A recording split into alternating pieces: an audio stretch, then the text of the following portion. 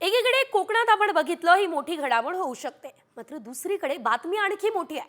कारण अजित पवार आणि शरद पवार हे पुन्हा एकदा एकत्र येणार अशी चर्चा रंगली आहे. मात्र असं मी का म्हणतेय, यामागचं कारण काय, तर अजित पवार यांच्या आई अर्थातच आशाताई पवार यांनी तसं थेट साकडं विठुरायाला घातलंय.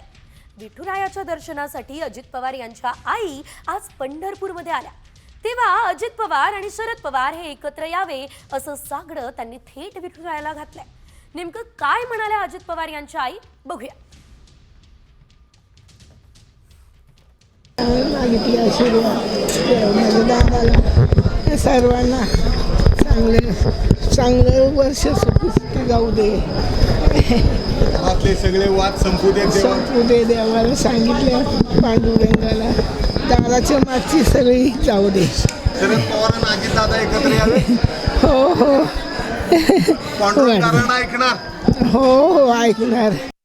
माननीय शरद पवार साहेब आणि अजित पवार साहेब यांच्याबद्दलचा निर्णय त्या दोघांनीच घ्यायचा आहे.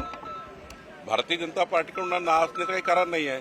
त्या पक्षाने निर्णय करायचा आहे, त्यांच्या नेत्यांनी निर्णय करायचा आहे. त्यामुळे त्यांच्या निर्णयात मी काही बोलणे योग्य नाही.